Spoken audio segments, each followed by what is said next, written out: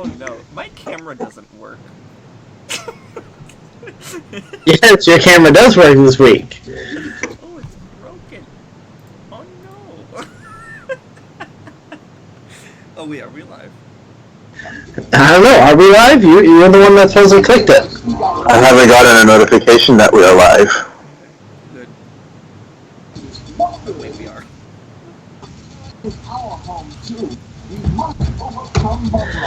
Sorry? Oh, so look at that, we're live. Alright.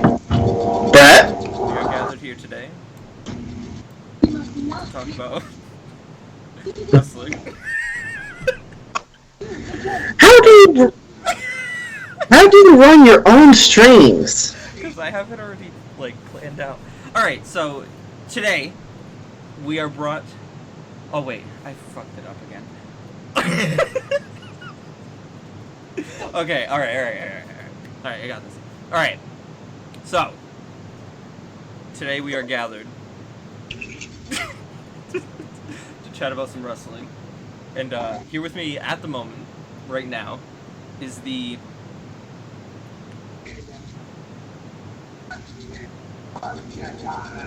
silly sunglass Steven. Silly Sunglass Steven. And the... Give me a second. Creative... Sicilian? I don't know if you are. Caesar. Yeah! And this week, Liv is actually the one that's currently being inspired by John Cena. Because we can't see her. She's currently lost in the galaxy right now. Yeah. No, she's currently still recuperating from her own death of Jungle Boy wishing her a happy birthday recently. That is true. I did see that tweet. And I'm all here. Liv turned 21 again, I think.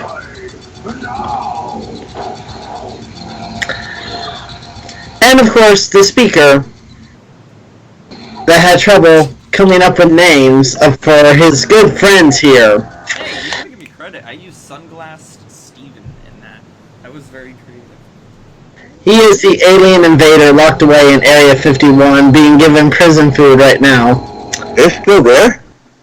Because it's in the invasion. Oh look, he just went back to being John Cena's... Oh, never mind. So... Gentlemen, we're here to chat some professional wrestling and all the latest happening this week. So, one of the interesting topics that have happened this week in the world of professional wrestling are ticket sales for AEW's first event on TNT. They went on sale last Friday. We were predicting whether or not they'd sell out or not. And like a lot of us are wrong. Well, not sell out right away. Yes, exactly. Because they definitely sold out within, I believe, 3 hours. They sold out. And following that announcement came the announcement of two more of the following 2 weeks. One in Boston on October the 9th, and the next week on October 16th in Philadelphia, Pennsylvania. Gentlemen, what are your thoughts on the ticket sales so far for AEW's TNT shows? First show, I'm really happy for them. We knew the tickets would sell out. I did not expect it to sell out the same day. I figured it might be closer to show starting or whatnot, because people, classes, schools, everything like that, family. Nope. Sold out. I'm happy for them. I look forward to seeing what they're going to do for the first show. I kind of figured it was going to sell out within 24 hours because of the way they promote themselves. And they've kind of just been on, such a big hype train, especially with, pay-per-views, which I think are harder to sell. Not just sell out, but also in terms of, pay-per-view buys, they're doing extremely well. So I kind of figured, because of their marketing and because of their promotion, they would continue the trend, kind of, especially everybody wants to be there for the first show. It's historic.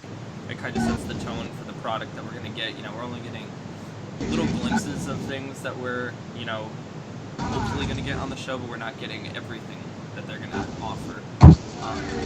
With that being said, they are coming to Boston, and I hate to say it, but I'm not excited at all, because I know I'm not going to be able to get my hands on a ticket. Yeah, after your all-out experience? Yes, So I don't know.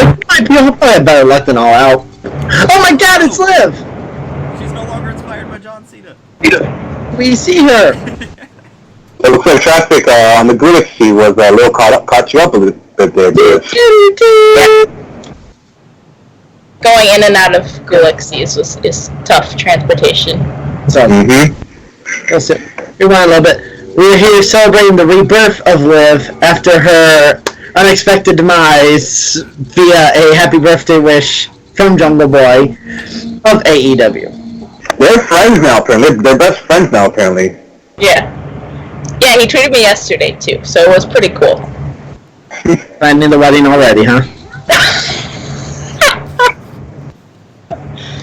I'm not. She might actually be. Whoa. Alright. We got a little more info there than I expected. So, we were talking about the first show selling out. Woohoo! And what to expect of the next one. Brett doesn't think you guys will be able to get the Boston tickets. Oh, I'm saying, Liv's got a hookup now, Brett. Liv got you hooked up for those. Your parent fiance now. Wait, I'm what? not gonna comment. Liv's too close for me to make a comment. What?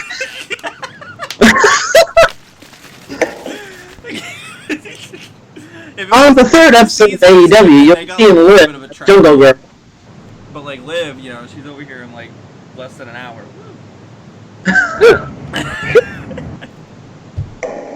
Liv will be Jungle Girl by the third episode of AEW. Oh my god. Oh my god. Yeah, I'm really tempted, but I'm gonna shut up. I'm gonna eat my food. No, I'm not. Eat your food. So, going with AEW, they brought up 3 women who are going to be part of the buy-in casino battle royal at All Out, which include Jazz, the legendary Jazz, multi-time Shine champion, Lucha Underground Trios Tag Team champion, Eva Lise. And this one caught me off guard. Teal Piper, the daughter of WWE Hall of Famer and legend Rowdy Roddy Piper, is all in at All Out. Did you watch the All Out, the Road to All Out? I have not yet. When you get a second, go on AEW's YouTube page. It's not the Being the Elite one. The AEW's, they have a cool like promo with her and Jake the Snake. Nice! Yeah. I'm gonna have to catch that. I'm very curious. I watched that this morning during I cardio. did not know that her daughter was training for wrestling. I was actually caught off guard by that. I think So that's was I. When I saw Teal Piper, I looked and I had to check to see, and sure enough. So good for her. Hopefully this is something big. She looks, judging by the profile, she looks a little crazy. So I'm already a fan. I'm kind of getting why am I blanking on her name? Oh my god. She just won the tag team, women tag. Nikki Storm. Yeah, Nikki Storm. Yep, I was thinking the same thing. I'm kind of getting Nikki Storm That can vibe. be rude. We're comparing very pale women with dark hair and they looking. But yeah, I see what you're talking about because I thought the same thing. But I even thought like craziness wise. I was like, even her promo, she's kind of like a little bit crazy. Cool, I like crazy. I'm a fan. Who else are we expecting for this women's casino battle royal? I don't know of anyone else, so does anybody else have any information or ideas? Emma? Not. I don't know why I said that. Probably not Danielle. I think she'll be in the buyout. I don't think she's... Oh wait, Well, no. she's- Signed by She Impact. just signed Impact. No. I don't know. I just thought I it was would okay. think Brett's favorite, Allie. Steven, look what I have. Oh, I haven't gotten those in a while. Those are good. I missed them. They're on sale at Target. Target has them now?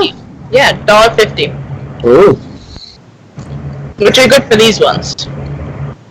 Sorry, carry on. Product placement. Not an official sponsor. Sponsor me. Sponsor me. Veggie chips. Them good eats. Talking about people that are unexpected to be in it? Was that more your question? Mm-hmm. Yes, that's what it was. Yeah. Because I thought that's what you meant, and then you said Alley because but Well, is the buy-in battle royal supposed to just be like people who aren't actually signed yet? Or no, can be any. Yeah, it's anyone. Oh, sorry. No, I was just gonna say I'm thinking the same thing only because it's like it's a pre-show, but also they already don't they have two women's matches signed for All Out already? So like I would assume this will just be their way of including kind of everyone that they can. I'm about to say I would assume our librarians are in there if they aren't doing anything else. Yeah, they'll probably put Peter Avalon in the actual bio, which will be funny. So there's 21 entrants. And it's the thing is though, I think they're gonna feature obviously some of their AEW talent, but they're definitely gonna have those outside people like Jazz and Evilise and Yeah, it is a 21-woman casino battle royal. Yeah. Winner will receive a match for the inaugural AEW Women's World Championship scheduled for the October 2nd AEW show on TNT. And judging from the Wikipedia, which, I would assume someone at least kind of sort of up-to-dated it, there's no actual women's matches listed for the show yet. No, there are. The Kongs. Kongs are in... Oh. Alright, so they're not in it, but I don't see it listed as an official match yet. No, wasn't it like basically confirmed at the last show? well, yeah, they hinted at it. I think it's expected to happen. Yeah, I was gonna say I don't think it's actually confirmed, but I'm guessing that's probably going to be a match. So let's say Nyla Rose, Britt Baker, Yuka Sakazaki, Allie, Brandy Rhodes, Teal Piper, Evilise, and Jazz are all confirmed for the 21-woman Battle Royal. I have an issue with Evilise being in there. I know, weren't you a fan of her, Steven? She's good. She's always been good to me. No, I don't have an issue with her as a person. I've seen too many of her burps, like, in the middle of matches, that's what kind of, like, worries me. Like, she's not... for as long as she's been wrestling, she still has not gotten the hang of it, kind of, in my opinion. She's had too many mistakes. I never thought that for any of her matches. I've saw a lot of them up close at Shine. Yeah, I've never been... I always thought that she didn't... There's something off. Oh, there's always something off. For me, personally, but... So, yeah. I think for like unexpected people or people that because there's obviously a lot of slots open, we can imagine there's going to definitely at least be one women's match, but I would say there's going to probably be two. I think there's two. I think it's going to be the two Kongs. And then if Brandy's in there, then I was going to say Brandy usually gets like a match. I'm trying to think who else they're kind of... But they're good. doing the championship is going to be involved. Or no? Yeah, isn't this like for like a shot at the title? yeah, the winner of this Battle Royal is basically will receive a match for the inaugural Women's World Championship match scheduled for the October 2nd show. So pretty much winner of this match, I take it as their number one contender. It's kind of like All In, where no championship, though. Double or Nothing. That's weird because like wouldn't you expect all the women to be in this match? Because if it's 21 women and then it's like you're basically like getting a shot and then you have to get another shot too because the opponent. Kong versus Kong is going to be a number one contendership match as well. So if they're going to play it off kind of like Chris Jericho versus Kenny Omega, winner went to the world title match, and then the winner of the 21-man Battle Royal went to the world title match. So unless they're going to play it off this way, where there's one women's one-on-one match for a title to go into the title match, and then this one. it would just be weird that because like 21 women, it's like how many women do they even have on their roster? And it's like Jericho and Omega didn't have to be in a battle royal. It's like it's not like they had like a second chance. No, but at the same time though, if it's a battle royal, the two Kongs are gonna clear house either way. Yeah. So I think that's perfect. We're jumping very far ahead. We got All Out coming up in a few weeks. So. Yeah, I mean, I guess. Too much into this one. Yeah. Any final thoughts? I would say though, as I was saying, like for unexpected people, I would like to see. I would love to see Madison Eagles featured. Ooh, that'd be cool. In AEW of some sort. She's phenomenal talent. For some reason, hasn't gotten a platform in terms of like major stuff, major companies and whatnot. Should be a great pick. I would love to see Lufisto. That would be another great pick for some, you know.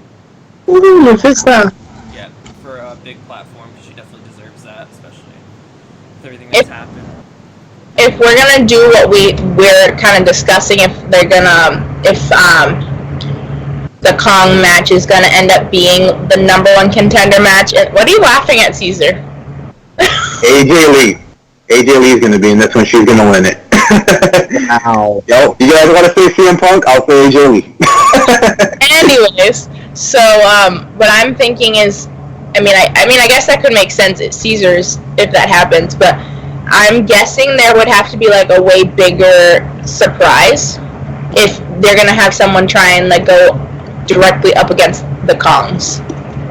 I honestly think that the Kongs is just a really good, like, it's a dream match, in my opinion. So I don't even think it's really going to be in with the title. I think they can kind of use this to get away. Like, they don't have to include the title or even a number one contendership spot, and people want to see this. I think but how would they don't have any shows in between? So how would they determine the other contender? They'd have to go with a match. I think that'd be the second. Yeah, but that's what I'm saying though. They wouldn't have another match unless they did two matches in one night. Yeah, because they don't have any other events announced between August 30th and October the 2nd. So I think they would have two matches at All In though, outside of the Battle Royal. Unless the finish of the Battle Royal results in a double elimination as the finale, and then both of them go on to. That'd be poor booking, Caesar. The fact that they have no other way to determine a contender. Wait a minute. Adam Page won. Adam Page won the Battle Royal. Okay. And Jericho beat Omega. Of Kenny versus Omega. Or Kenny versus Jericho. Another match like Kenny and Jericho, but not necessarily only two people. I think you could see like just a match to get number one contendership spot as well. So that's kind of what I'm saying though, because they don't have everyone that they've announced basically is almost all of their female roster for this buy-in. So that's why I'm thinking that the other two would have to have something to do with that contender. Who's in the buy-in again? Hold on. He was Allie, Britt Baker, Brandy, the Japanese person. It is Nyla Rose, Britt Baker, DMD, Yuka Sakazaki, Allie, Brandy, Teal, Evilise, Jazz. So Awesome Kong isn't announced in this one then. Yeah, or neither is Asha Kong. That's kind of what I'm Britt saying. Baker before, because I was thinking Britt Baker and B. Priestley would have a match. That's kind of where my head was going. Is B signed though? Yeah. Oh. I was thinking those two would, because it's easy to book too because of the injury. So you could easily be like, oh, these two fucking hate each other now. Boom. And they're the two top stars, signed-wise. But that would kind of mean that they'd put them in the Battle Royal together. Yeah. No, but I thought, like, he didn't say Yeah. it. I didn't hear Britt Baker, so that's where my head was going. And I was thinking, like, Kong and Kong would be, like, the international dream match, and it's easy to, like, be like, oh, everybody wants to see that, everybody's interested, so we can kind of just throw it on the thing, but that's not going to happen. Alright. We got that all out of our system? All out. Well, All Out comes August the 30th or the 31st? What was the date on that one? First, right? August 31st. That's August 31st. I know. August 31st. All Out. All Out is sold out. as well as the AEW on TNT as well, as it shows that AEW has an unbreakable bond with their fans. And speaking of unbreakable, last Friday night, Impact Wrestling presented their unbreakable card. You see, you're not the only one that can come up with these ones. You see, I got it. They presented Unbreakable, which the main event saw Sami Callihan defeat Tessa Blanchard again. And Sami Callihan will be the #1 contender for the Impact World title. What are you guys' thoughts on Sami Callihan being the #1 contender and also beating Tessa again? Unless it becomes a triple threat, it's really poor booking, which it's Impact, so the Impact and poor booking goes hand in hand at times. But if it stays with Sami Callihan as #1 contender, Tessa should have gone over at Slammiversary. Tessa should have still gone over and then put Sami over for the #1 contender. But it is what it is. I think it should become a triple threat, but hell, who knows? The X Division champion's the one that cost her the match. Maybe she'll decide she wants the X Division title. Her and Jordan Grace were posing with the Impact Tag Team titles. Maybe Tessa has other gold in mind that she might want to go after. That would be smart, though, because Jordan and Tessa are both intergender wrestlers. That'd be cool. I would like that. Big Mama Pump. We also teamed with Scott Steiner and Petey Williams on that same card as well. That's her dad and her brother. That was family.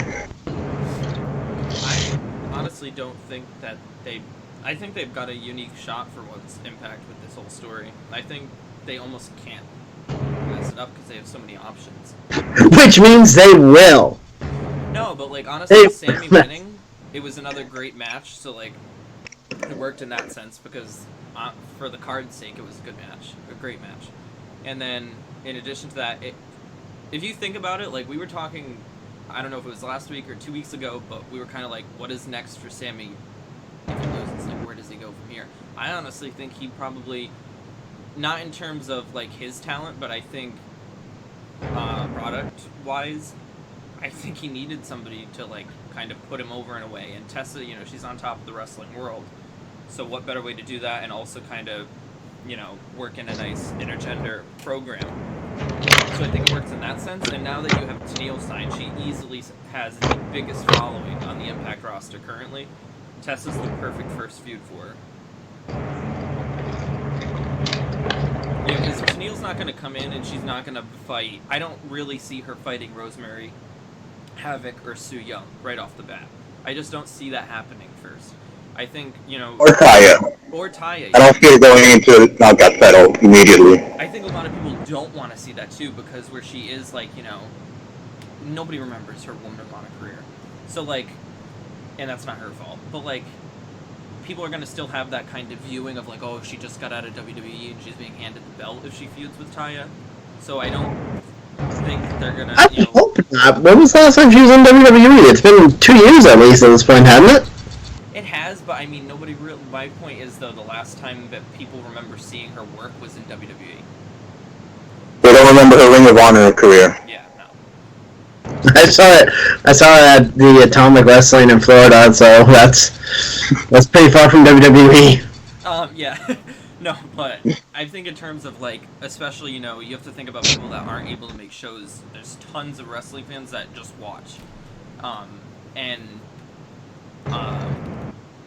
I think where Tenille has such a huge following, Tessa's on top of the wrestling world, that's the perfect storyline to start off with. It doesn't involve a title, and I think Tenille needs like a proper introduction to the Impact audience before putting her in such like a crazy situation in a feud with like Su Yung, Rosemary, or Havoc. Because I think when we saw that with Kira and Jordan, it didn't work.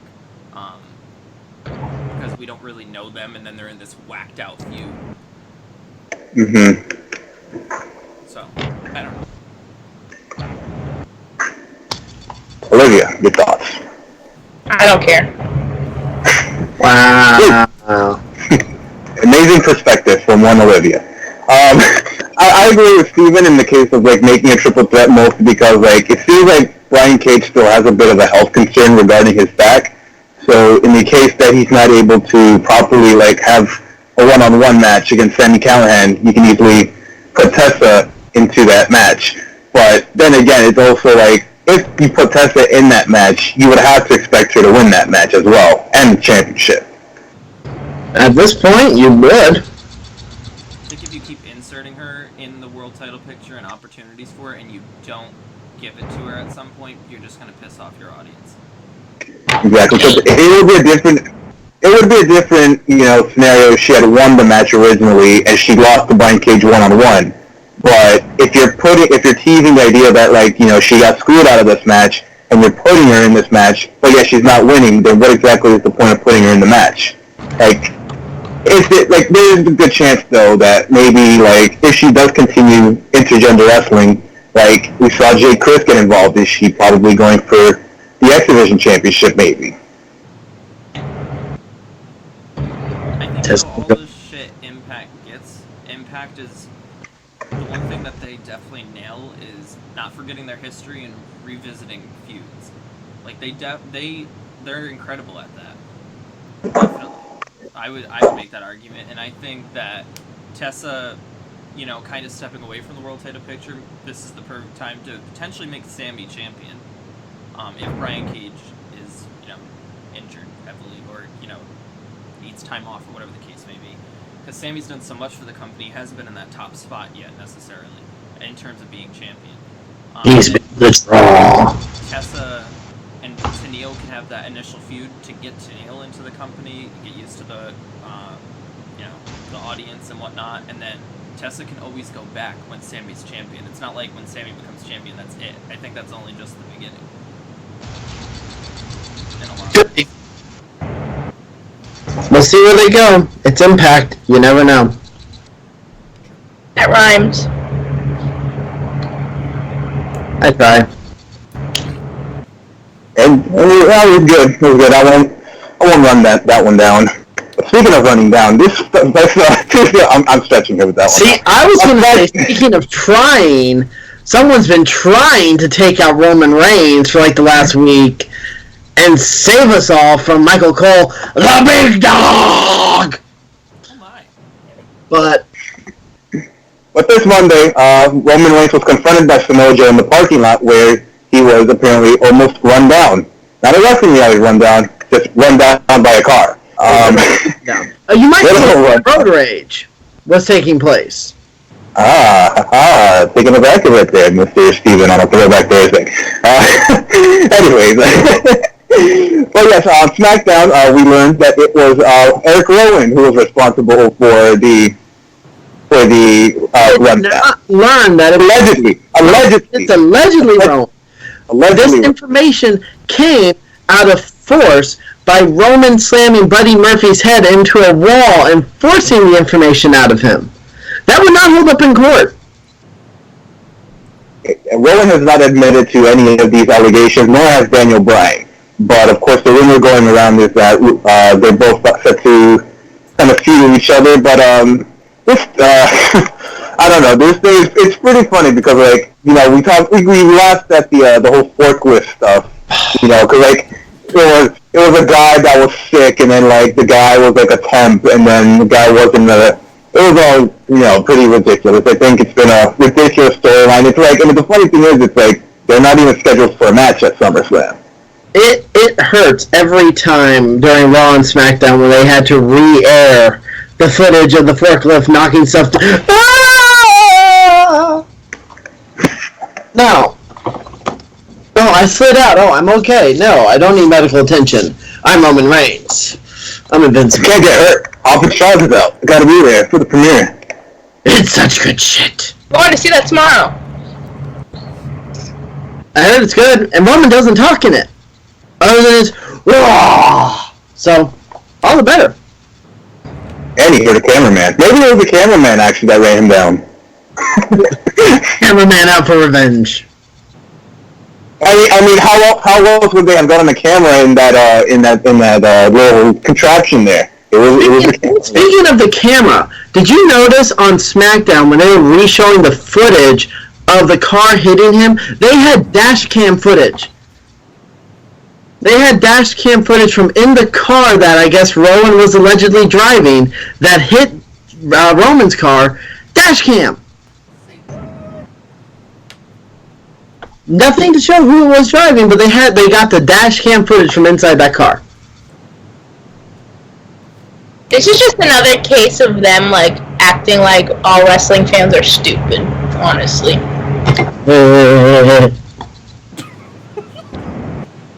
Kind of like them trying to script kids to say what they want them to say.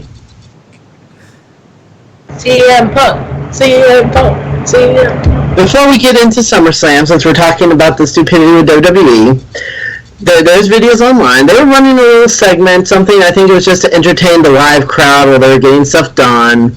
So they were going around asking kids if they can name the superstar based on either their nickname or their catchphrase. So they went up to one little kid and said, "Hey, can you tell us who is the best in the world?" And the little kid with a smile goes, "CM Punk." Ixnay on that segment. Gone. Done. Foop. They tried scripting kids to say what they wanted them to say. Kids That's somebody else's catchphrase now? Huh? Is that someone else's catchphrase now? Here comes the money. Money, money, money, money, money. Kane? Yep. Yeah, because he won that whole. He's been calling himself best in the world since last November, Liv. Where have you been? Not watching. Look at that, WWE. Look at that right there. That's what you caused.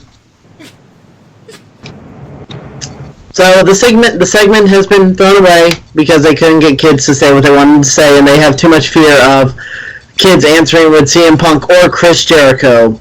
That's like really smart though, for like if it's a kid, because almost guaranteed this kid's probably a baby when when CM Punk happened, so he must have some real like general wrestling knowledge. Just say CM Punk. He's a mark. Or he has a Mark. dad who's a big CM Punk fan. He's a mark. Itchy Bump. Yeah, that was all You and Mason. Brett's secret child. It was me. It was me. The kid was Fred, actually.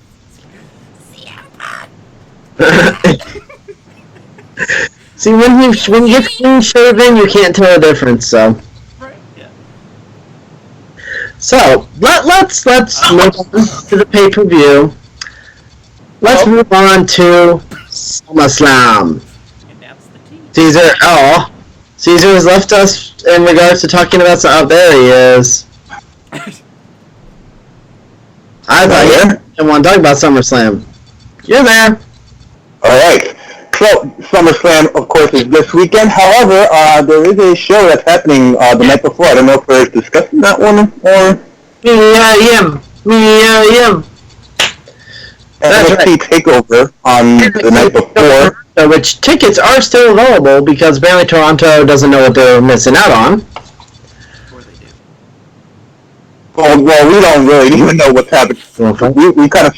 We kind of struggled, like, what was on the card, too, so, I mean, you can't really blame them. But, just looking at this card, I think it's interesting. This is the first TakeOver with two women's matches on the card. You have Shayna Baszler and Mia Yim for the NXT Championship. Steven's definitely looking forward to that one. HBI. And the other one being Candice LeRae taking on Io Shirai as well. You know what? I'm good with either one in that match because both of those women deserve some type of push. Both of them are amazing. Especially Candice, because I don't think she's really gotten like any momentum. I think she's kind of been like Johnny's wife, and I think now this match is kind of like, you know, the match for her to break out into her own. Especially depending on what happens after the main event. It's dancing to Rebel Heart in his. No, I want Candice to beat that ass. Beat that ass. Beat that ass. No, I love Io too, but I mean, Candice is Alright. something.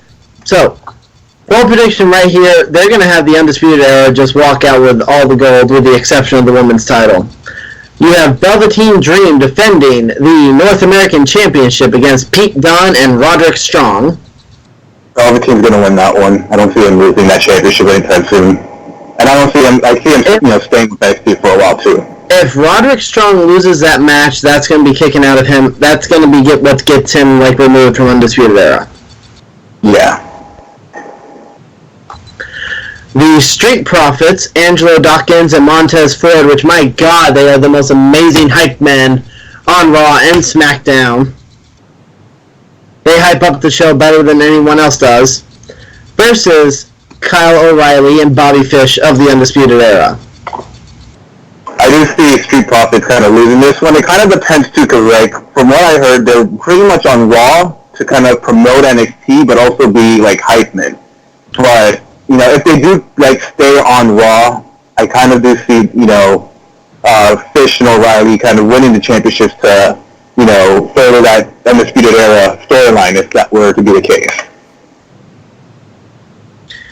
You guys got anything to add for those two? What two? Oh, no. I forgot the first match. Oh, you're right. I thought you were talking about the two tag teams, sorry. Alright, and last but not least, the 2 out of 3 Falls NXT Championship match. Adam Cole defends against Johnny Wrestling Gargano. Brad, I know you have a thought for this one. Gargano's gonna beat that ass.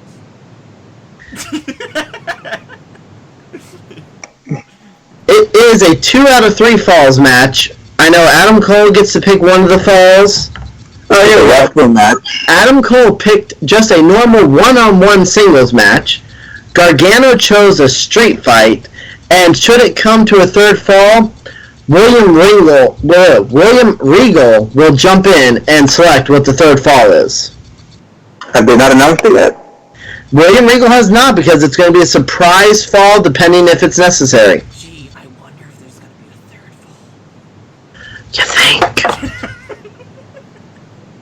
You think?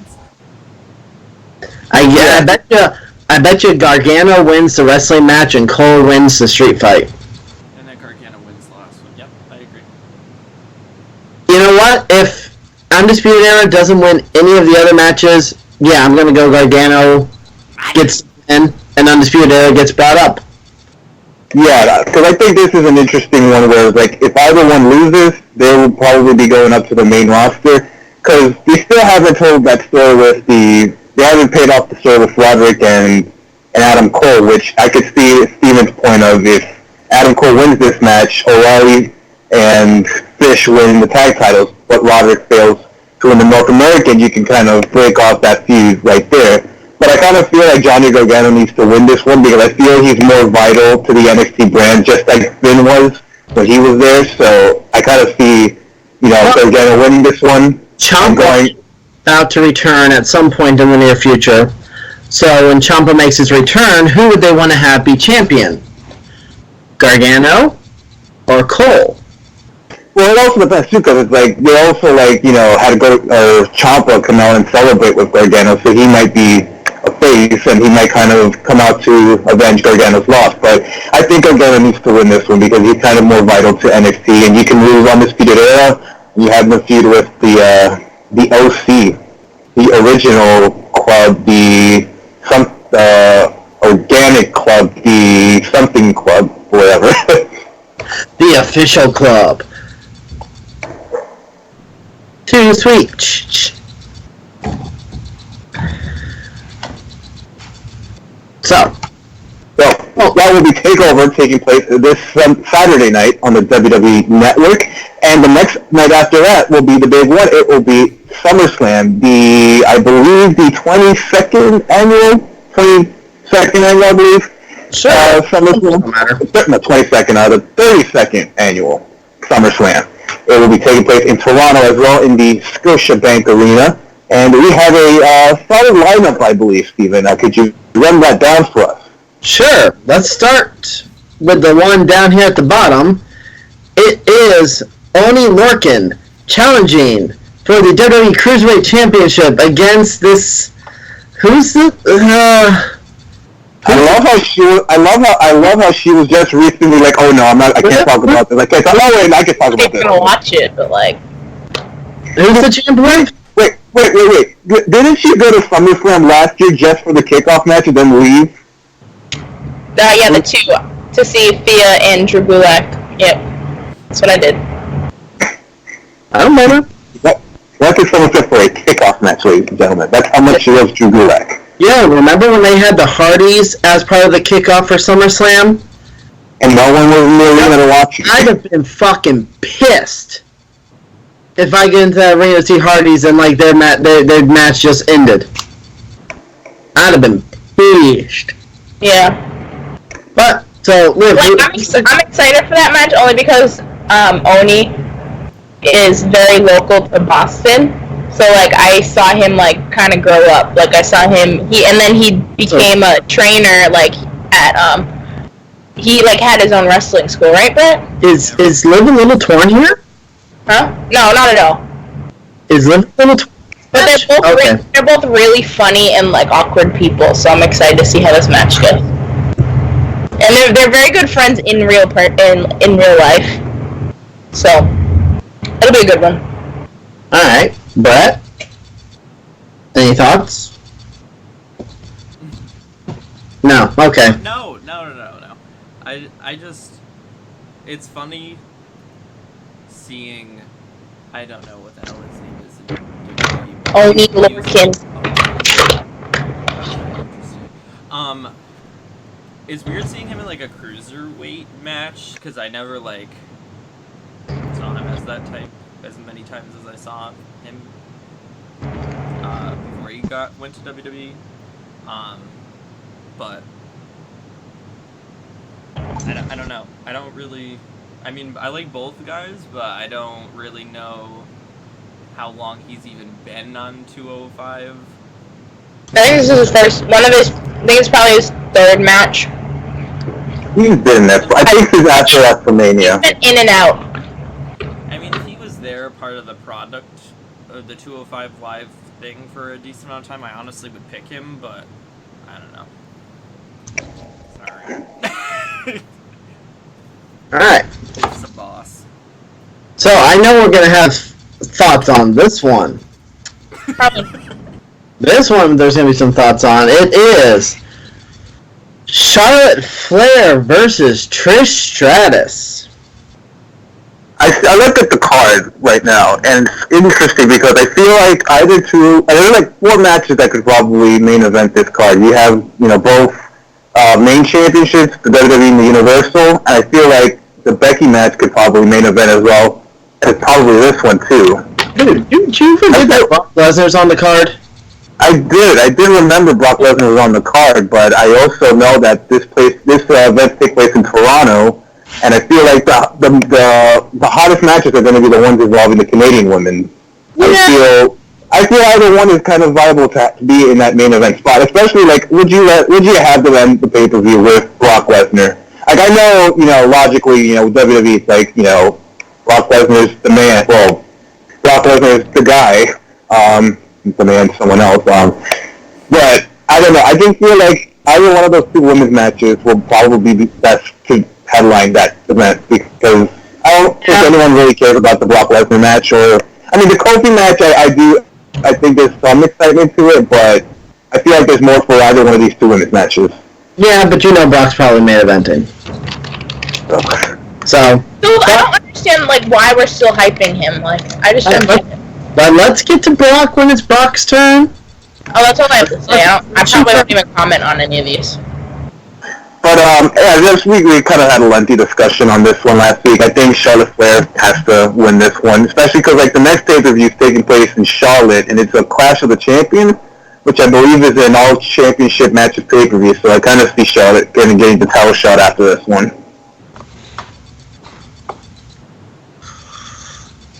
Steven, you should be more prepared when you're coming on the stream. Take your naps before the streams, not during the streams. Well, thought of Charlotte going for the title again. It just, Ew, wait, I didn't even catch that. Yeah, that was Caesar's prediction. See, and this goes back, and this is what I've been saying. If Charlotte beats Trish, you honestly have nowhere for her to go but back to the title picture. So, in fairness, that would be the next result. However, really open each challenges too. Like after Ember Moon, I don't think. Well, okay, we'll get to that later. But I mean, like you got like who else is in that division that really can even face? That they need to build up. They spent 3 months trying on Lacey. There's other more deserving people. Zelina could go for the title. No. Right, just shut your girl down. You can't you can't do that though. you have to like build her up. You can't just throw her in her. That's the same thing you're doing with Lacey Evans. Why not? They did that with Ember. You give someone a shot and let them build up. Look at her. You give yeah. Look at Zelina versus Lacey. Zelina's already well established. You just have to give her a good story. Not in the WWE product in terms of an in-ring competitor. She had one of the best matches with Candice. Yeah, but that's not on the main roster at all. Like that. Well, then you suck if you've never seen that match. Like that's. I don't. But also Lacey Evans, so like.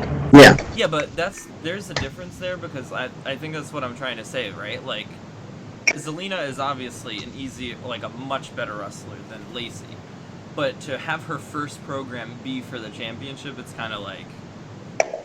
I see Bayley struggling as champion, so I really don't want to see like Zelina go in there or somebody brand new and their first program is for a championship just to have Bayley kind of continue doing the thing. We're gonna have to see what happens afterwards, because remember, there's supposed to be those rumors that Wild Card Rule is done and gone after SummerSlam, and there will actually be a draft to assign people to shows, and they'll only be on those shows. So we have to be on the division. I don't see that happening because it's like you look at because honestly, you just look at the roster right now. Like even if they were to like establish a roster right now, it's like they're gonna run out of people. They need to bring in more women, establish more women on that main roster because like they really have like already featured with Alexa, with Nikki Cross, with Ember. Like she only has Charlotte left to feud with, and then it's like where do you go from there? And that's why they have to rebuild. And I think that's what the draft will do. They'll rebuild and restructure. But I also do, like, going back on the Zelina topic, I do think, not necessarily like that first thing, but I do think it would be a good idea because she's Andrade's manager still. So, like, it'd be, like, a cool thing, and they've definitely been, like, off and on, like, really pushing him. So it'd be a cool thing to, like, have him do something and then her. Yeah. They kind of control the board. But, back on the topic of the match, I feel... Unless they're immediately tossing Charlotte right back in the title picture, Trish goes over Charlotte, and that's going to put Charlotte off as one that will build her. I know, but it's what I would picture, and it would help build other people up if putting Charlotte in programs with other people too. They may not beat her, but it will help elevate their match quality and whatnot. I like your idea. I just don't see it happening. Yeah, I can see that happening because like it's kind of like the same thing they did with Rock and Cena, where we all thought Cena was winning, but Cena won, and he was kind of like doing his whole redemption thing because he was like losing all these matches and such. So it's not far from the possibility that they could do something like that with Charlotte, but I don't know. It's kind of a tricky thing to do. I mean, honestly, being unbiased, Charlotte needs to win at SummerSlam. As a fan, I would love to see Trish win because Trish and Lita were like everything, in terms of women's wrestling growing up. I think a lot of us and a lot of wrestling fans have that same sentiment. So I think if Trish won, nobody would be like, what the, because of the emotional, nostalgic connection. But realistically, looking to the future, this is like the reason why this match is happening is because Charlotte they've booked her above everybody else. She's above the champion without a championship. And they need to solidify that. Yeah, and I think they're going to do that with Trish, winning, and I think this is, their way of kind of... Oh, sorry. No, go ahead. Of taking her away from the title. So I 100% agree. Trish is, like, the best ever when you think of, like, women's wrestling. Trish and Lita, we would think. But, like, Trish, kind of accolades-wise, 100% the greatest of all time for women's wrestling. So to see Charlotte beat her, the 100% will boost it. It's Charlotte Flair. Like, if it were like, I don't know, if it were like Sasha or Bayley or even Becky doing that. I mean, I could see them doing the same thing with Becky, but it's like a Flair. So I don't ever see them doing anything to not put Charlotte over, and having a win over Trish would do nothing but like skyrocket her into greatness. Because like what they're doing is they're pushing the whole "I'm the best ever." No, I am the best ever. So what does Trish have to win from this? Like honestly, everyone thinks that she's the best ever. So a happy retirement. The thing is, if Trish wins, though, it's not going to end there. no, exactly. Like, They would have a rematch at like WrestleMania or something. But at the same time, like I feel like when we like repeat big matches like this, no one ends up caring about them. Everyone's the history. Unless she goes on to like wrestle Becky or something. But I think it should be cool. the thing is, too, like, if Trish beats Charlotte, we're gonna get another freaking boring-ass trilogy. It happens, or series matches, like I said this last week, it happens all the time. And people get sick of it. And they did the same thing with the Cena and Rock match. It's once in a lifetime. Oh, no, it's twice in a lifetime. You know? Like, you can't do that, so I think, I don't see Trish long-term wrestling again after SummerSlam. So if I don't see her wrestling, well, other than like Evolution, Royal Rumble spot, stuff like that, but I mean in terms of like... Well, supposedly she's come out and said like this match will be her actual, retirement final match.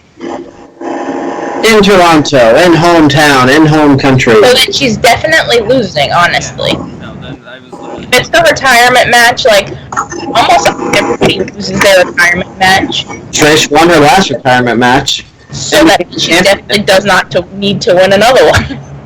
But the So what do we do? I hate... Like, I see both sides of this, there's part of me that would, like I said, love Trish to win, but then it also sucks because what does Charlotte do after this? Because I do very much see it as a one-off. In terms of Trish being in a high-profile singles match. If Charlotte wins, the only next step is she fights the champion. She goes back to the title picture. Which is...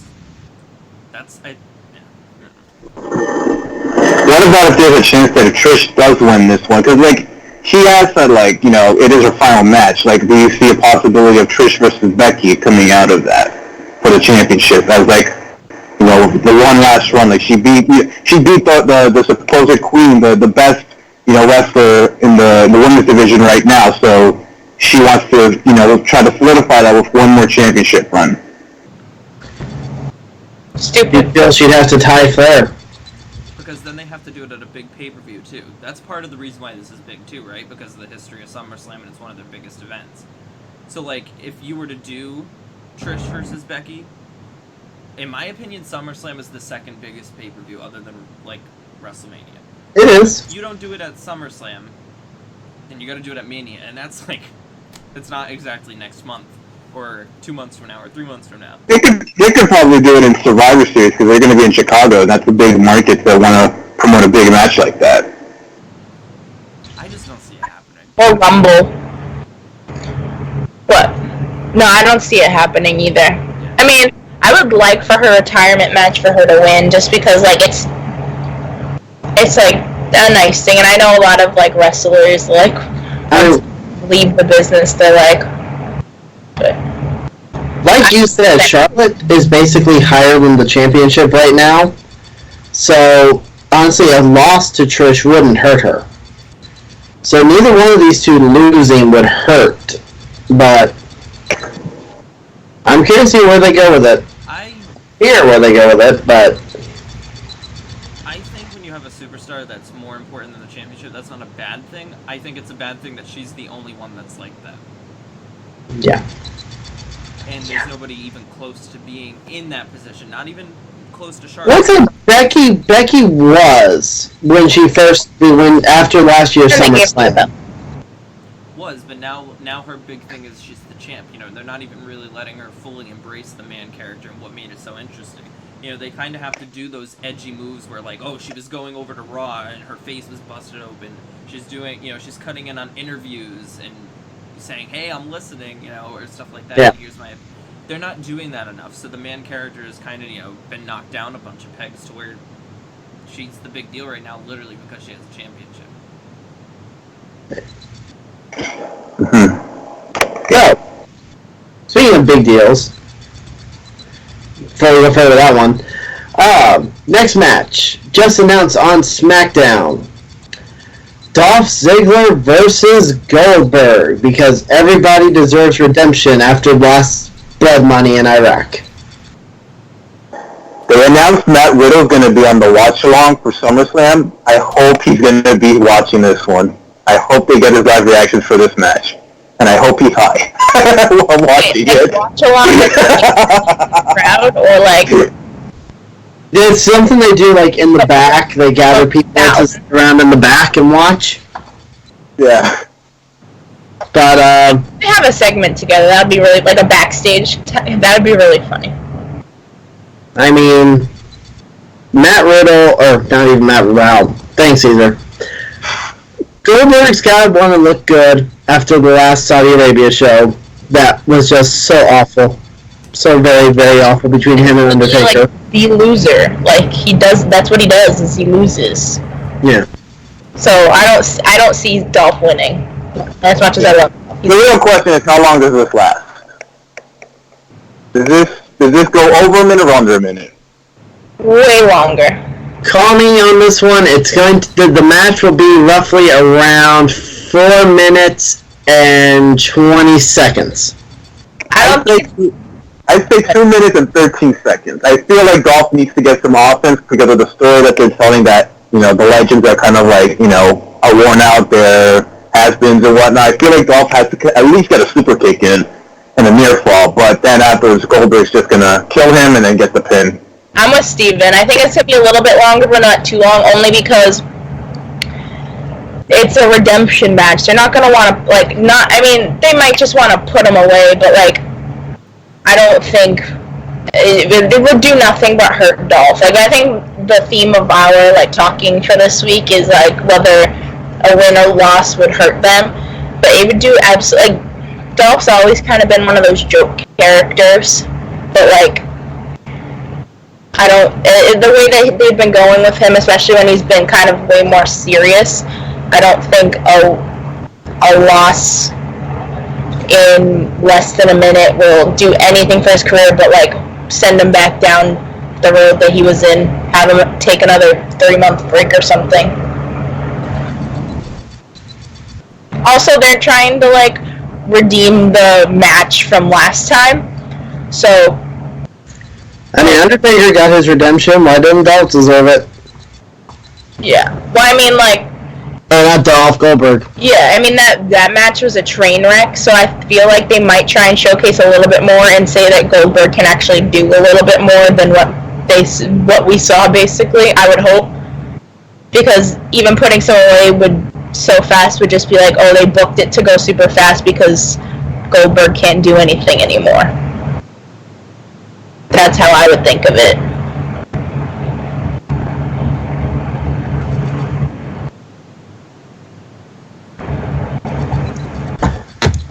Brett? How do you feel about Goldberg?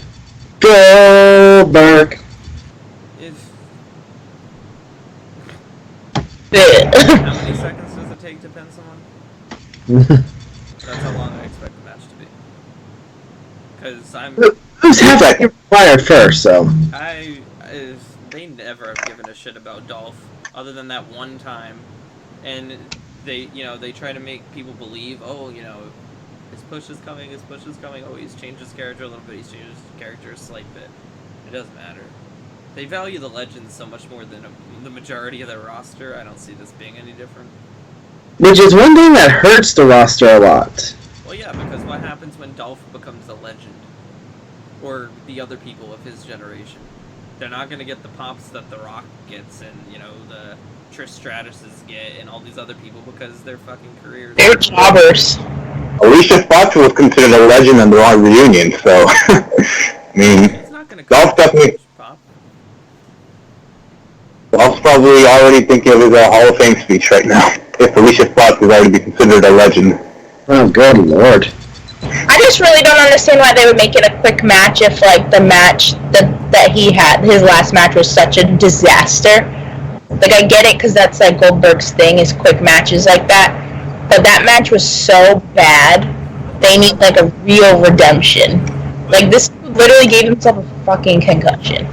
Yeah. But the thing is, what's funny is, like, part of me was thinking like that before I gave my answer.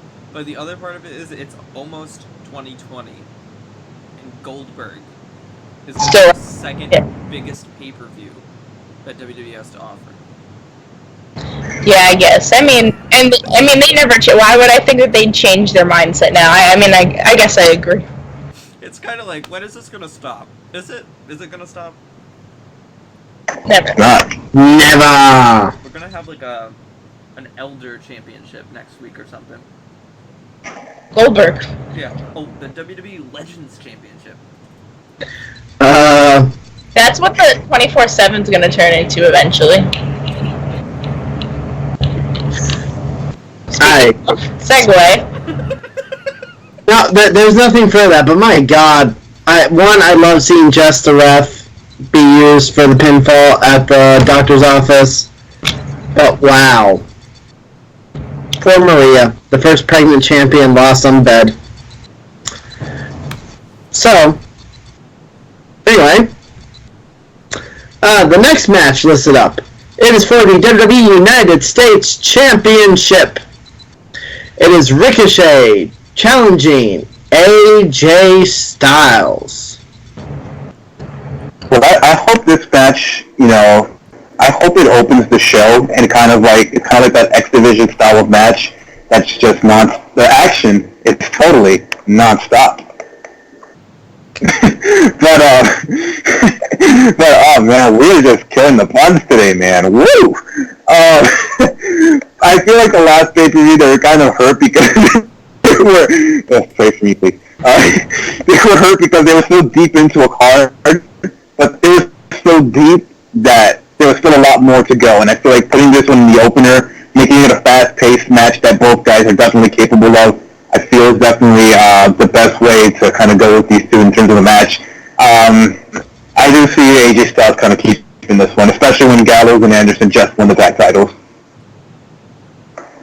I agree. Most likely, it seems like the logical route for it. Which kind of sucks because like Ricochet never really even got that title reign to begin with. Like he only held it for like 3 weeks. Roughly. Also, why in the hell is AJ Styles like a low card like champion? Because he got tired of being the main card champion? He got tired of it? Yeah. I remember a report came out when he was still the WWE champion before he lost it to Daniel Bryan about how, like, worn out he was getting as being champion. Like, especially since he had won it for one of the greatest wrestlers right now. Doesn't he want to be champion? In my mind, honestly. I feel it's a benefit though because it's like they still kind of hold AJ in high regards. It's not like he's just some forgotten name in the mid card. Like having a name like that, it definitely helps elevate guys like a Ricochet that he's feuding with right now. We'll be talking about forgotten names in the mid card in the next match, but yeah, AJ does good. AJ helps elevate the United States Championship. No, yeah, I don't disagree with it. It just blows my mind that AJ Styles is like a low tier champion. Well, he was at the end of his career because didn't he announce that he signed his last contract recently? Thought so. But we don't know how long that is. So that it could be a 2-year contract, it could be a 5-year contract. We don't really know, but there's no way he'd retire in WWE. I don't think so. I'm not buying it.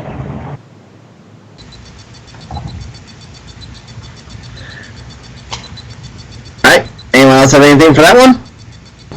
Going once, going twice. Speaking of forgotten main eventers in the mid-card, or, well, no card in this case, it is Finn Balor versus The Fiend, Bray Wyatt. This just needs to be Bray Wyatt just destroying Finn. Finn's going to be going on his little hiatus, and I think Bray needs to just basically kill Finn in this match. Figuratively, maybe literally. I mean, the guy wants a break. That's the way to give him a break. I mean, I'm not, like, I don't really know too much about the whole Fiend character at all, but from what I hear, this is, like, the type of thing which is, like, the equivalent of Finn's demon. He comes out and attacks you in the dark. I feel it's more of a, like, Abyss and Joseph Park, because he's still doing the Funhouse gimmick. Yeah. Oh. Oh. I mean, yeah, sure, but, like, I feel like that the Fiend, like, shouldn't be one of those, like, if Finn's in his normal, it should be, like, Bray. Not that, like, I don't know, like I said, I don't know much about it, but from what I've seen, like, it's a really scary, like, mask and shit, so. It's made by one of the greatest, like, horror mask creators of all time. Cool. Right? I don't know, it's one of those. The creators work well for Friday the 13th. Our little Flamin' Jason. Yes. I got something, but I don't know if I got something. Speak. I don't know, I just think this is like Bray's. Like, it's entertaining, but at the same point it's concerning. Like, proceed with caution is what I see on this. In terms of, like, they're treating it like a hot act today, will they tomorrow? I would say that's right. It's Bray's rebirth. They just have to keep the fire going. Let's see how it goes. Because obviously, like, the result of this is going to end up being, like, the demon coming back for revenge whenever Finn's ready to come back. That would be my speculation.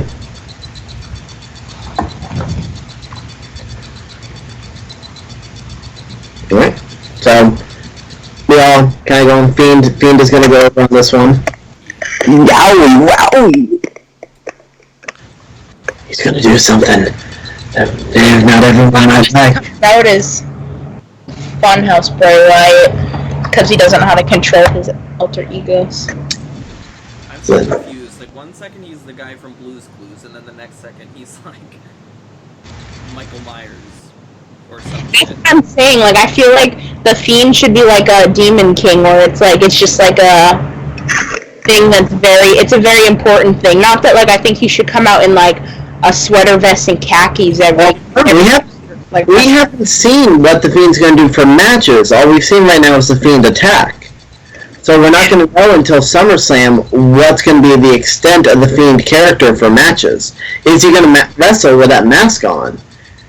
What's the entrance going to be? He's going to magically appear. What I'm saying, though, is why would they even, like, bill him as the Fiend, is what I'm saying, because that's supposed to be this, like, if he's wrestling as the Fiend all the time, or, like, going back and forth, where's the, like, when they had Abyss in Joseph Park, no one really cared about Abyss once he, like, started going back and forth. Like, Abyss was this character that was unstoppable, nobody could ever, like, really touch, but then all of a sudden, he's just, like... We'll have to wait to see once the Fiend has the first match, and then debate where, if it's Bray Wyatt then, and just the Fiend shows up when he's needed. Or they could do that, like, they did that with his feud with Matt, and just kind of do when the lights go out, he turns into this crazy thing, and then... That's too fast to see. Yeah. The only way I can see it working is if it's like a reverse. So, like, you get the Demon King once in a while, we get the Fiend every time he's in the ring, but then, like, his promos are from the yowie wowie bullshit. Wow, Brett. Yeah, that is old. Bullshit. Well, it's just like, I don't know. Thank you.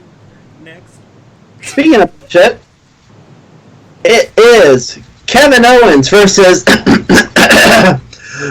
the best in the world, Shane McMahon. No, Steve. Yeah, Steven, let me show you how it's done. Right, it's Shane McMahon, the best in the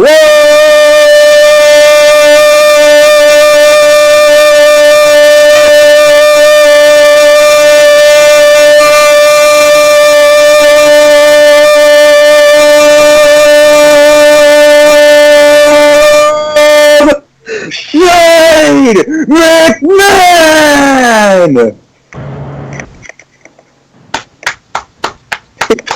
I didn't even know that in me. Excuse me 1 second. I never realized Caesar goes so long without breathing.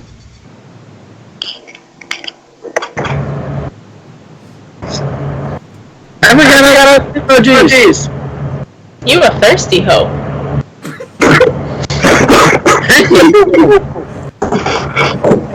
Oh, there it is, the heart. Yeah, that's right. Where's the applauding thing? There we go. You okay there? I will talk about this match in Caesar's own capacity. But woo!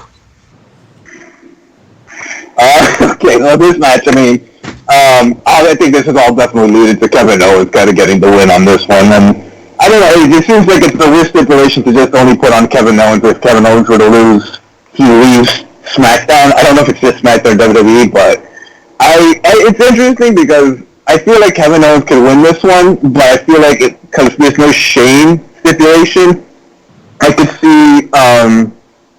see Shane winning this one, and we see Kevin Owens kind of like invading Raw or invading, well, whatever show Shane's on every week, kind of like an Austin thing, because that's kind of, the thing that they're kind of pushing, which we kind of, discussed about last week about, using the legends and moves and whatnot. But I feel Kevin Owens should probably win this one. I think he's definitely hot as a babyface recently, so I think he will definitely be the best choice to win this one between the two, and maybe we even see like a break from Shane McMahon as well.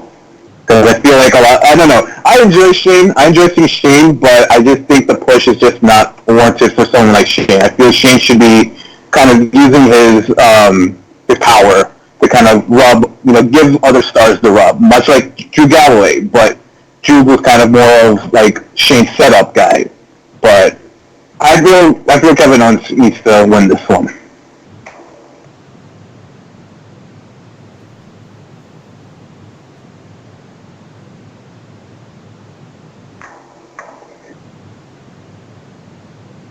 I hope Shane doesn't win. I don't care. Or Kevin. Alright, those are the comments for Shane McMahon and Kevin Owens match. I guess Steven is a little preoccupied, so I will have to bring up the match card for the Summerslam card that is happening this Sunday night, live on the WWE Network. Is calling this the piss break. I think that's what he was doing by talking about this match and then just leaving us to go do a little tinkle. Yeah. I get it. That could be the probable cause, because of Kevin course, Owens you also see this. Oh, he's back. I don't know how far we got in. Kevin Owens is winning because if he loses, he's forced to quit the WWE. But I was kind of saying, like, you can also do like a Stone Cold Steve Austin kind of thing where he's just invading Raw or SmackDown every week. Because like we've seen, like, if he was forced to leave, it's like he comes back basically. Like, they don't kick him out of the building. Like, he finds a way to get back in.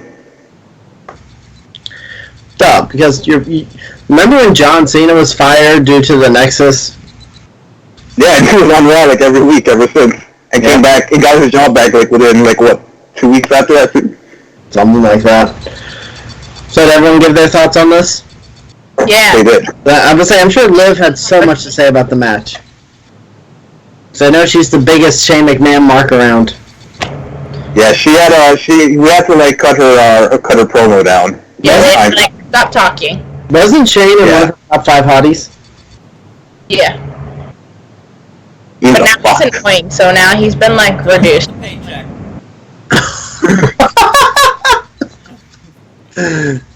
It's all about the money. I got Brett keeps sliding off to eat. Sorry, I did too. This is prime dinner time. So, next up, it is a singles match for the WWE Championship. Kofi Kingston defends against Randy Orton. I really like the storyline of this one, just kind of building up the history between both of them. I think loved the freaking build for this. Mm-hmm. It's a build that's kind of building on real life emotion, but also, it makes sense within a storyline perspective. It's not like the Vince Russo, like, I didn't get the push because of you, and, you buried me on Raw. Like, it makes sense because, like, you would think, like, a guy like Randy would, like, keep someone like Kofi, who's on his rise up, down. And you kind of see that, before your eyes. It's like, after that Randy feud, like, Kofi went nowhere, but now he's in a position where he's the champion, and Randy is now kind of challenging him, and he's kind of, Randy's kind of the veteran that's kind of like, he's already accomplished so much, and now it's Kofi that's, kind of the dog, the big dog, the guy now for gimmick infringement. Excuse me. He's the guy now for SmackDown, and it's like he's kind of looking down on Randy. So I don't know. I feel like a match like this could probably main event SummerSlam, even above Brock and Seth, because I feel there's more momentum going into this one than the Brock match. A lot more intrigue and momentum going into this one than there is Brock and Seth. And I freaking love when they had Kofi call out Randy and say, 10 years ago, you held me down, you used your connections, you killed my push, and Orton just goes, you think I did that to you? You're damn right I did that to you. You weren't ready. And then them showing in the highlight clips of him just RKOing Kofi going, stupid. They touched on history. This was probably the WWE doing the best job on doing a callback to previous stories and events. And I feel like this will definitely continue afterwards because they're going to Madison Square Garden the next month, and that's actually where the moment where, Kofi did the boom drop onto Randy in that memorable moment at the Garden. So I could definitely see them continuing onwards after, kind of call back on that moment. That's it. I'm going Kofi. Kofi ain't done yet. Mm-hmm. Yeah, I think Kofi wins. That, Liv? Same. And going for what we talked earlier, I would like to see Kofi win. I would then like to see the next challenger be Andrade. To see Andrade get a championship push, that would help elevate him. And then after that, go to someone like Drew McIntyre. And let Drew McIntyre be someone that might actually take the belt from Kofi. That's what I would like to see in the next few months. I kind of see Kofi just holding on to it until WrestleMania and maybe doing a 3-way with the New Day. I don't think that was the match. Not breaking up the New Day, but kind of just having that match. Because Kofi getting 1 year as WWE champion? I can see that happening. Because he's just got. They didn't let him. I'd be happy. He's got so much momentum going for him. I think right now he's been the best book champion that they've had like forever. Like you have to go way back. Kofi is, because he's not made to look like a weak champion. He has finally lost some matches, but it's good matches, and the stories for them are all built. And they kept his character strong, where he's not he's not made to look stupid. Like he's the fighting champion that overcomes all odds. When that bell rings, it gets serious. Mm-hmm. So, next up, still sticking with SmackDown, it is the SmackDown Women's Championship. We hinted on this a little earlier. It is Bayley versus Ember Moon. Bayley walking in as champion. Will she be able to walk out as champion? Yes. That's all I gotta say. No.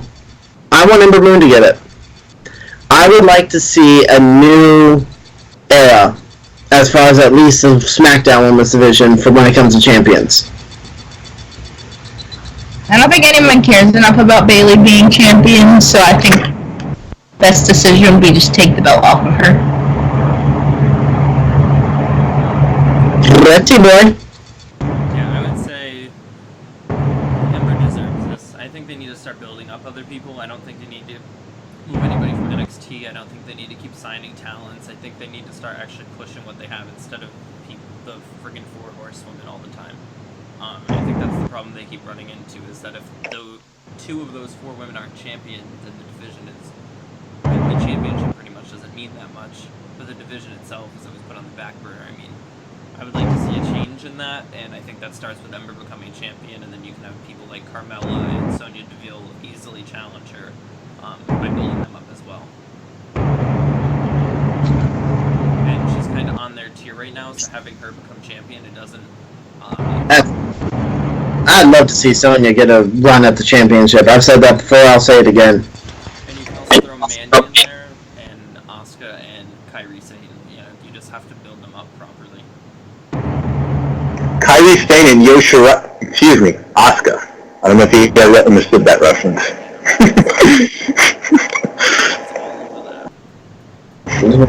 Yeah. Alright. Sticking with the women's division.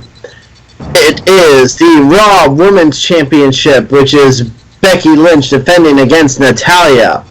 And I want to touch on this part. Is last week on Raw, you had Natalya in a backstage segment going, "Oh, I would challenge Becky to a submission match, but I know she'll say no, so I'm not going to challenge her to a submission match." All to have this Monday, the Toronto Sun break that it's a submission match. Poor use of story making there. But, yep, it's Becky Lynch and the Disarmer versus Natalya and the Sharpshooter. Live at Summerslam from Toronto, Canada. What does that even do? What? I'm confused. I don't understand that. It's a submission match. They have to make the other tap out. Okay.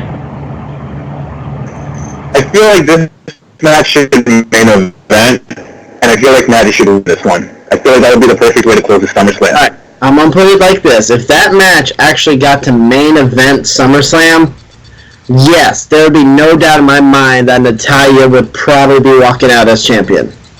I feel like the audience is going to be like the hottest for this match out of all the other ones, and I feel you should probably put that one in the main event. I feel it's got the most momentum going out of all of them. Maybe I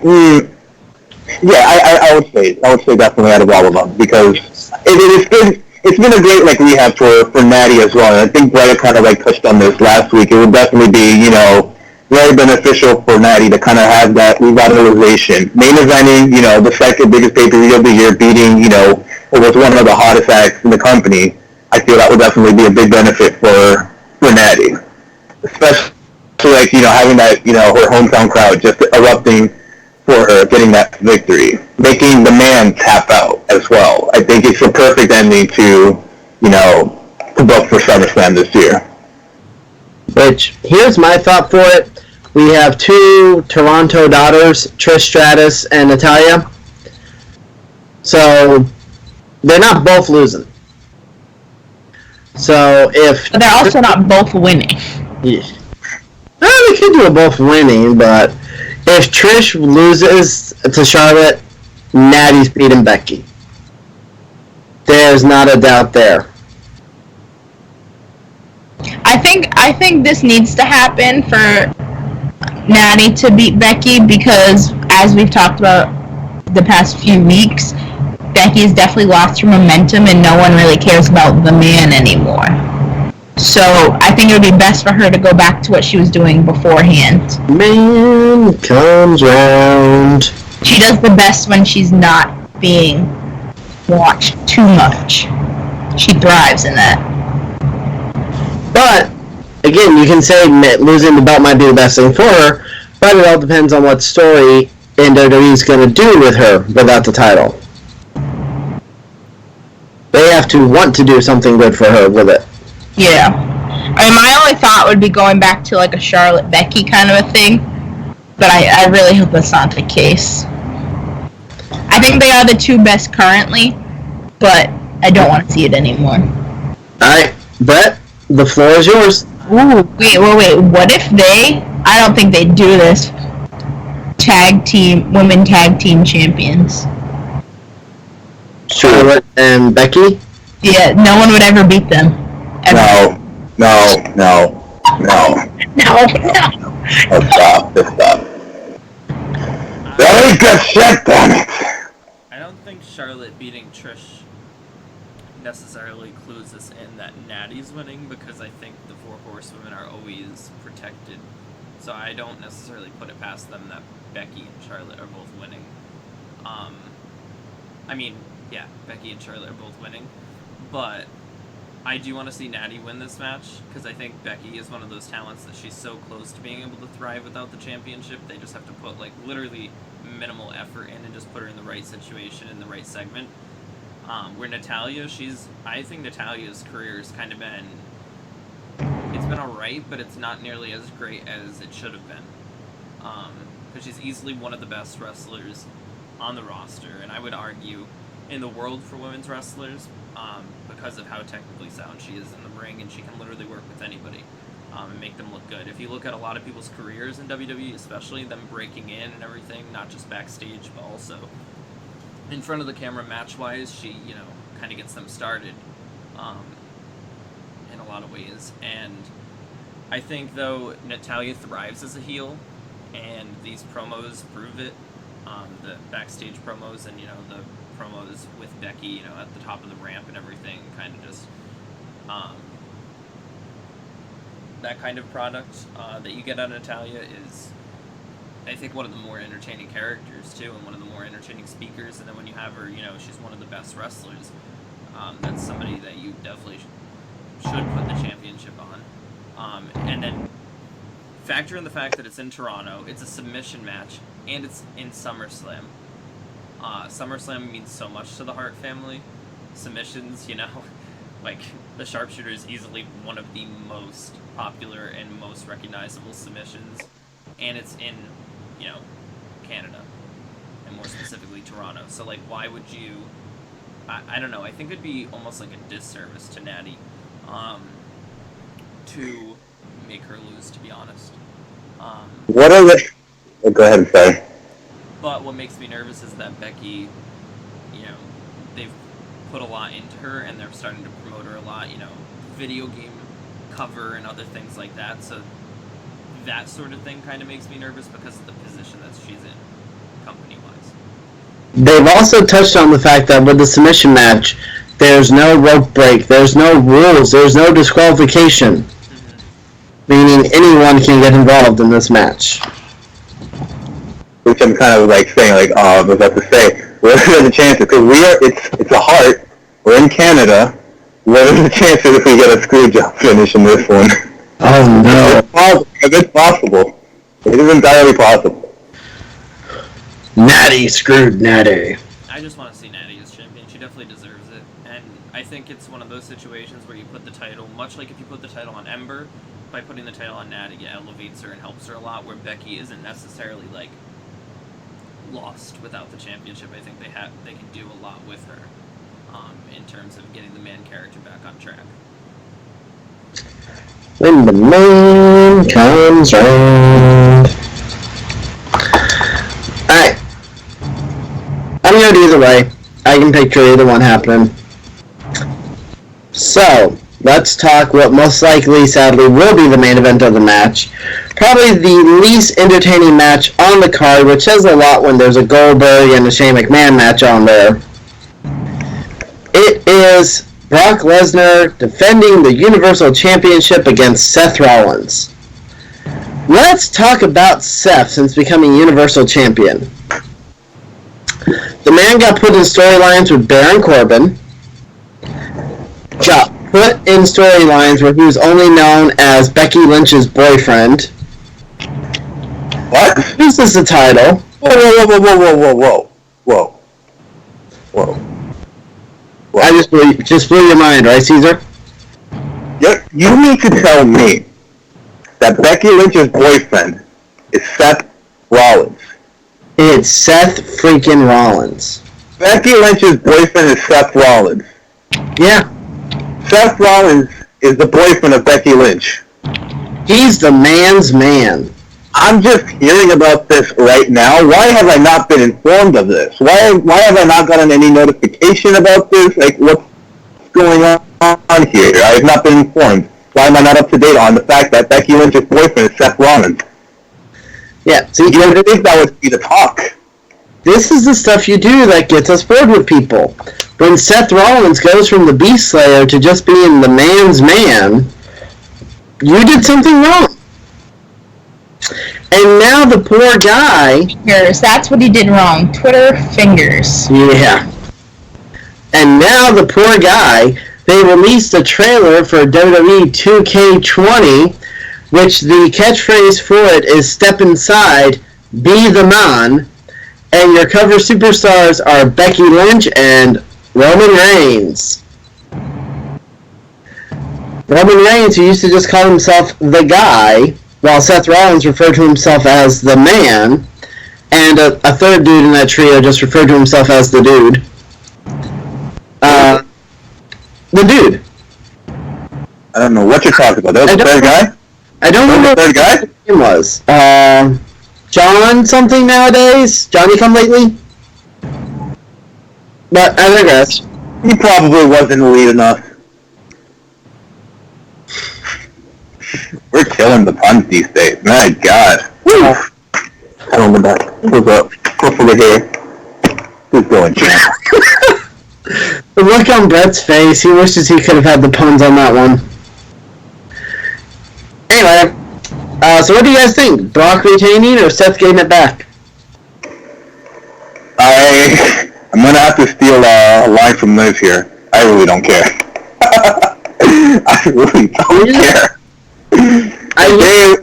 Brock is like, Brock's Brock, but Seth, it's like they've completely just ruined everything about him. It's like he's the guy that goes in, has the awesome matches every week. You know, a lot of people, it's like, he's the cool guy, but they've desperately tried their best to make him cool, but it's just completely backfired. It's like the whole Becky's boyfriend stuff it's just very annoying at this point, and it's like they've just completely they tried, these past 2 weeks having him basically give his body to Brock and just destroy his ribs and F5 him on the stretcher, and it's like it visually looks cool, but it's like in the end I don't think Brock's gonna lose this one, and I mean it's like why?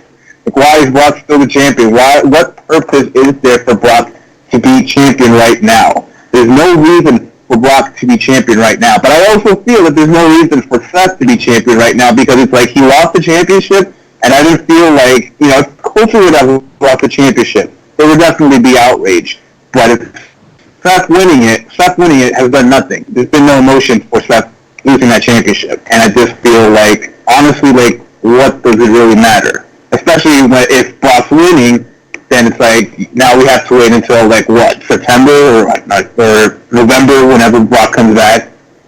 So, Liv, to answer the remark you made earlier about why does AJ Styles have a mid-card title, because he's still the most interesting singles champion for the men on Raw.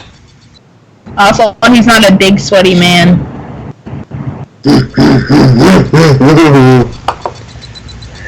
Triple H likes those medium-sized sweaty men. He is teaming with a big sweaty guy, though. AJ is. And the guy with abs.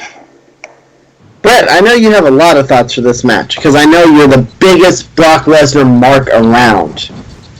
I want Seth to win. Just for the sake of Brock not being champion, then. I hate Brock Lesnar. I can't stand him. I don't think he does anything for the company but give them less viewership. You know what I was thinking recently? Whatever happened to Braun Strowman? I remember when Braun was challenging Brock for the championship. He never really got that championship match again. Whatever happened to Braun? Because he hasn't been doing much since Bobby Lashley killed him. Or he killed Bobby Lashley, because Bobby Lashley hasn't been seen since. Whatever happened to Braun? Lashley's out with injury. I don't know what's up with Braun. I just think Seth is one of the better wrestlers right now. And, in general. And putting the championship on him, you can only benefit from in terms of in-ring outcomes. Brock was outdated 5 years ago. So, that's our SummerSlam predictions. We really enjoyed. We really got into it at the beginning, and then we just lost it at Brock. It's just all about the Gulak train. Choo choo. Choo choo. The Jew train to the Galaxy.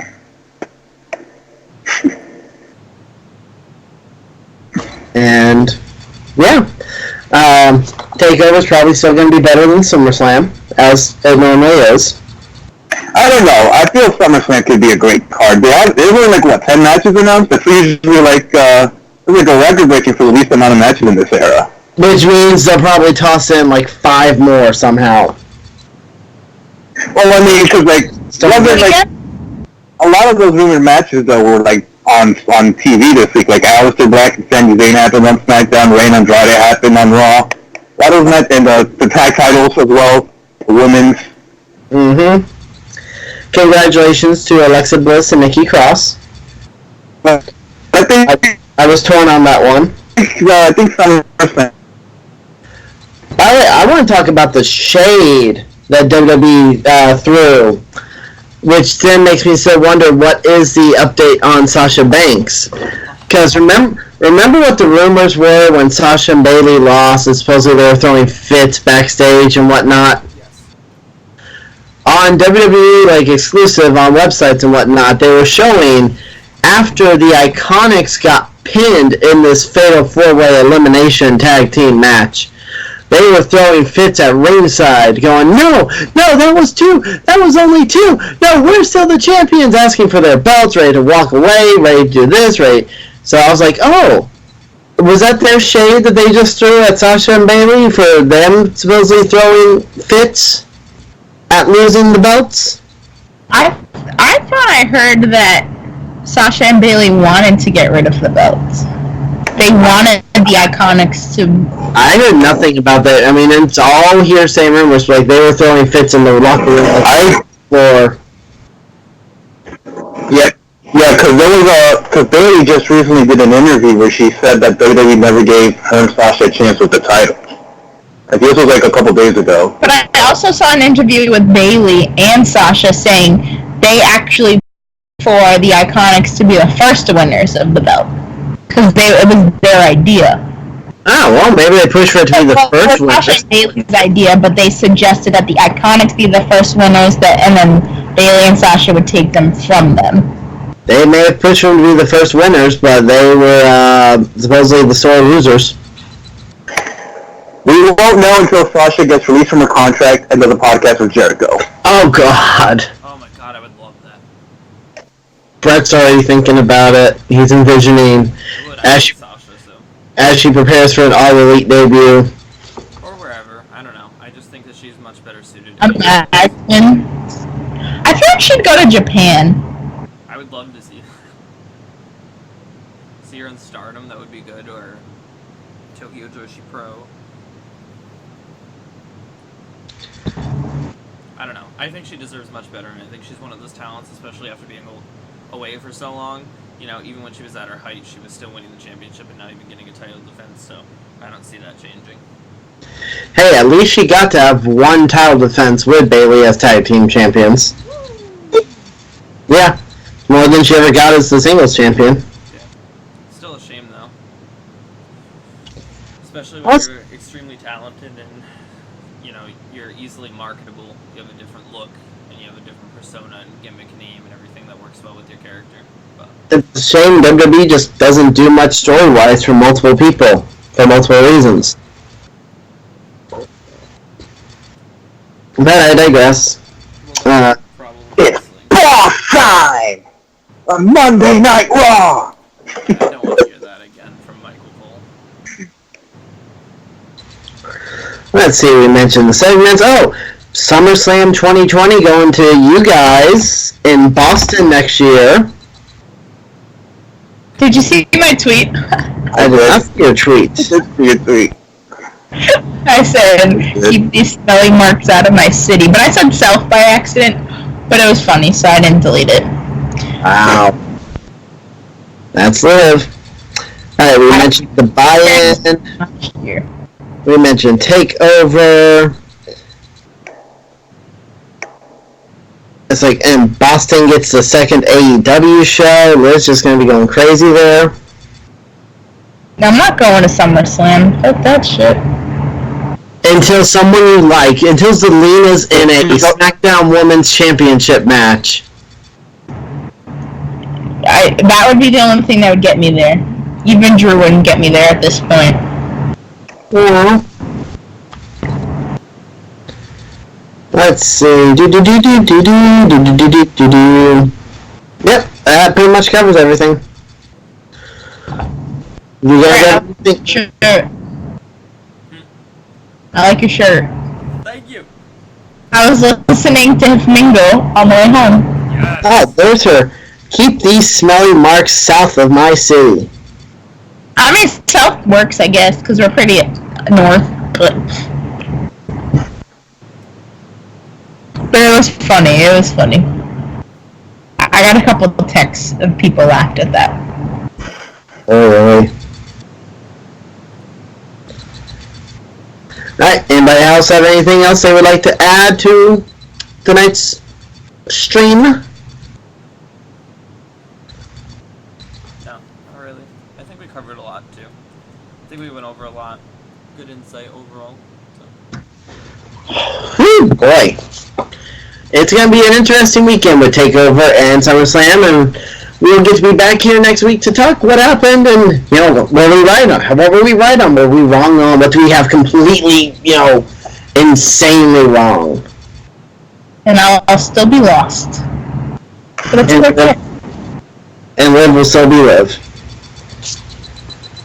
As long as nobody else tweets or something to kill her. Huh? I think... Oh, yeah, gotcha. I think if Natalya ends up winning the Raw Women's Championship, Brett should treat us next Thursday to a rave to celebrate. Or Ember. Brett's been saying that since we started this. Yeah? I think Brett should just let it out in the rave next week in celebration. These hips don't lie.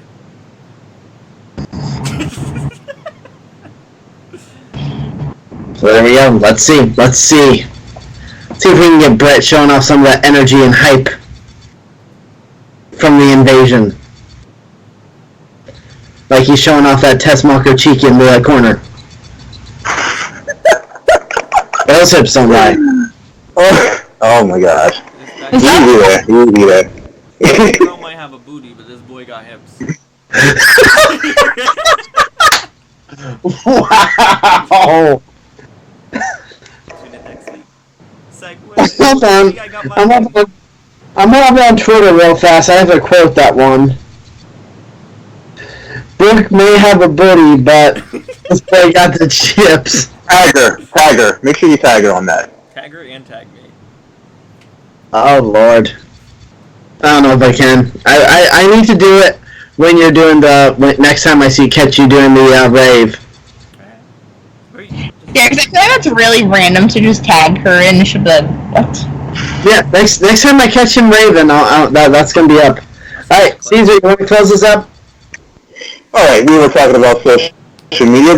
Thank you, ladies and gentlemen, for joining us this evening for another Wrestling Reality Rundown. We hope you guys enjoyed our predictions. Next week, we're going to be discussing the fallout from SummerSlam, from NXT, from Raw, SmackDown, anything that AEW has to offer. I'm sure a lot of new matches are going to be announced for All Out. So we will be discussing it here next week, live on YouTube, 7 p.m. Eastern, 4 p.m. Pacific, and we hope you'll join us next week. But for now, make sure you follow us on the socials. Make sure you follow us at WRR Network FL on Twitter, where you can see the tweet that Liv posted to all you smelly marks. That'd be a warning to all of you. But bring some deodorant with you. Bring some deodorant, shampoo, conditioner. I don't care if you bring Suave, Dove, whatever brand. Anything that keeps that smell away. Keep it away from your city. Because you might end up in the next What a Dick segment we have. Mm-hmm. Exactly.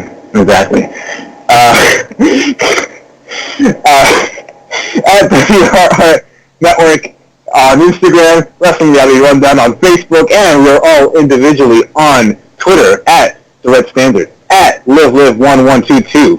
Let her know that you are going to be bringing your deodorant and such to SummerSlam next year. At SKF Effect, at It's a Me Invasion, and we will chat with you all next week, live here on YouTube, 7 p.m. Eastern, 4 p.m. Pacific, live on YouTube. Peace.